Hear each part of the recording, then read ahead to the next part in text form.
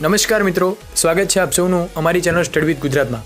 આજના વિડીયોમાં આપણે જોડણી અને તેના નિયમો વિશેની વાત કરીશું। મિત્રો, આજના વિડીયોમાં જોડણીના એવા નિયમો અમને તમને સમજાવીશું કે જેથી જોડણીનો તમામ કોન્સેપ્ટ તમારા ક્લિયર થઈ જશે।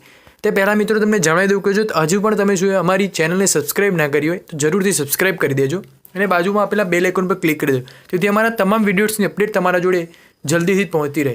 તો ચાલો મિત્રો શરૂ કરીએ જોડણી વિશેનું આજનું આપણું આ જ્ઞાન। મિત્રો સૌપ્રથમ જોડણીના બે નિયમો આપણે યાદ રાખીશું કે હસ્વ ક્યારે આવે અને દીર્ઘ ક્યારે આવે। આ બેના પેટા નિયમો યાદ રાખીશું તો આખી જોડણી આપણી ક્લિયર થઈ જશે। તો સૌપ્રથમ આપણે હસ્વ ક્યારે આવે એના વિશેની વાત કરીશું, ત્યારબાદ વાત કરીશું કે દીર્ઘ ક્યારે આવે। તો મિત્રો સૌપ્રથમ આપણે હસ્વ ક્યારે આવે તેના નિયમોની વાત કરીએ તો એક કે 4 કે તેથી વધુ અક્ષરવાળા શબ્દમાં પહેલો અક્ષર હસ્વ આવે।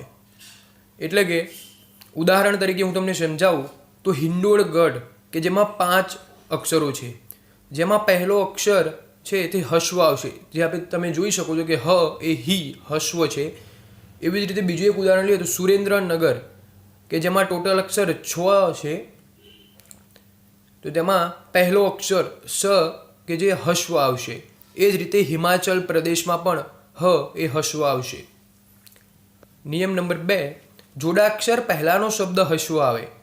એટલે કે જોડાક્ષરમાં જે શબ્દો હોય એનો પહેલો અક્ષર હોય એ હંમેશા હસ્વ જ આવે। વાત કરીએ તો હિન્દી, તો જેમાં જોડાક્ષરનો આગળનો પહેલાનો અક્ષર છે હ એ હસ્વ આવશે। મનુષ્ય કે જેમાં શ એ જોડા છે, જેની આગળનો અક્ષર ન કે જે નું એ હસ્વ આવશે। આવિષ્કાર એ જ રીતે વ, શિષ્યમાં એ જ રીતે શ અને પુસ્તકમાં એ જ રીતે જોડાક્ષરનો આગળનો શબ્દ એટલે કે પ જે હસ્વ આવશે।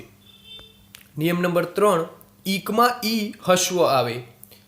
ઉદાહરણથી જોઈએ જેથી તમને સારી રીતે સમજાઈ જશે કે સામાજિક, જેમાં જી ક ઈક આવે છે, અહીંયા ઈક બોલાય છે, જેમાં જ એ હંમેશા ઈ સ્વરૂપમાં હસ્વ જ આવશે।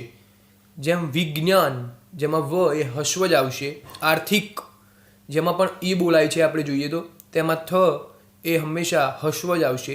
ધાર્મિકમાં મ ઉપર હસ્વ, પૌરાણિક એમાં અણ ઉપર હસ્વ આવશે।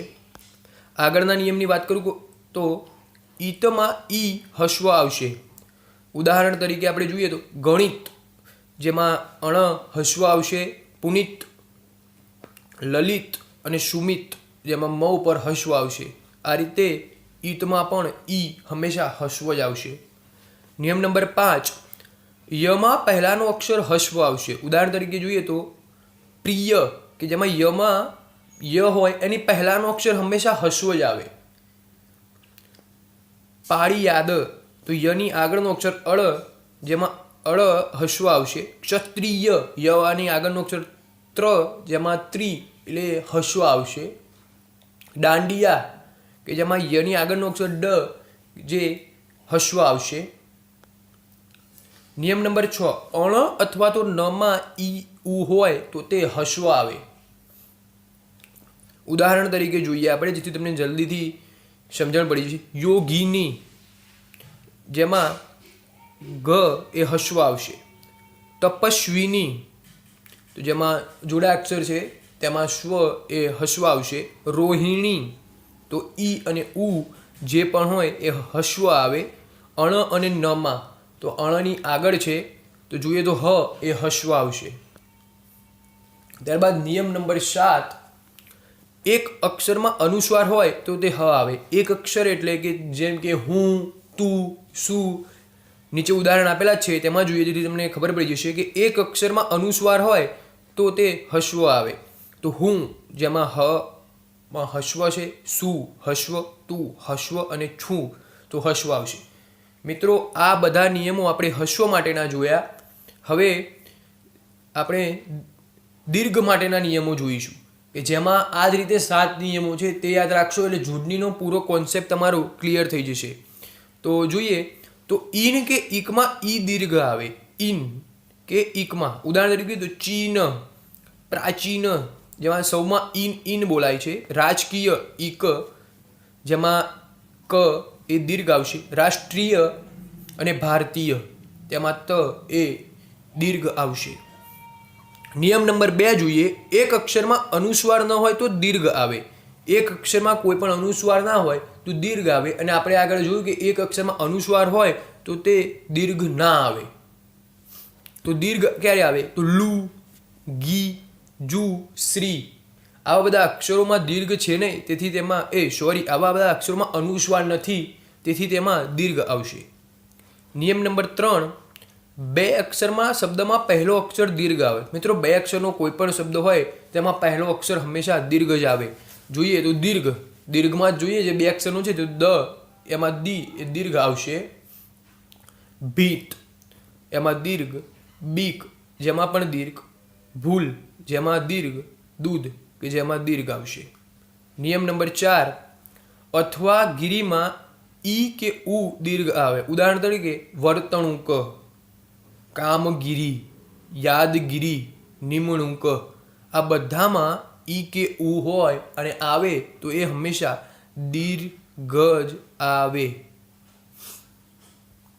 નિયમ નંબર 5, વતી અથવા મતીમાં ઈ દીર્ઘ આવે. ઉદાહરણ તરીકે જોઈએ તો ભગવતી કે જેમાં ત એ દીર્ઘ આવશે, તારામતી એ દીર્ઘ આવશે, સાબરમતી ત એ દીર્ઘ આવશે, અધોગતિ જેમાં ત એ દીર્ઘ આવશે. એટલે કે મતી અથવા વતી હોય તો ઈ હંમેશા દીર્ઘ જ આવે.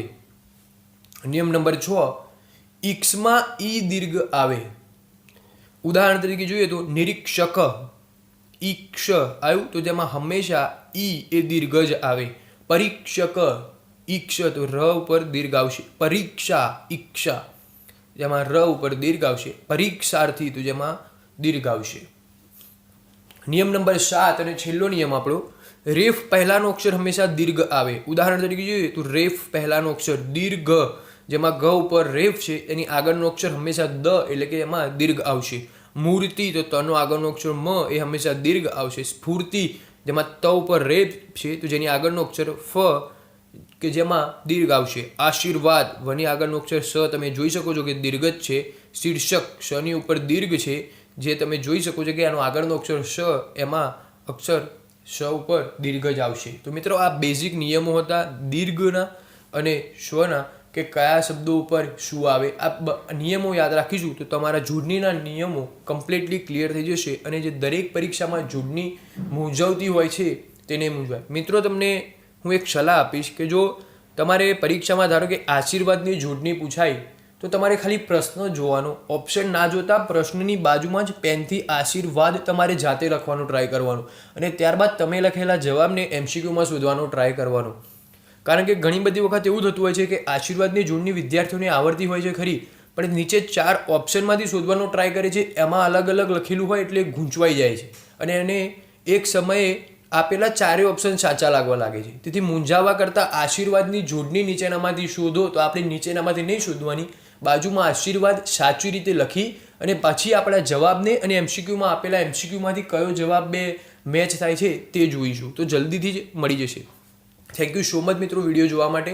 સ્ટડી વિથ ગુજરાત સાથે કનેક્ટેડ રહેવા માટે પ્લીઝ જરૂરથી અમારી ચેનલને સબસ્ક્રાઇબ કરી દેજો અને નીચે આપેલા બેલ આઇકન પર ક્લિક કરી દેજો જેથી અમારા તમામ વિડીયોઝ તમને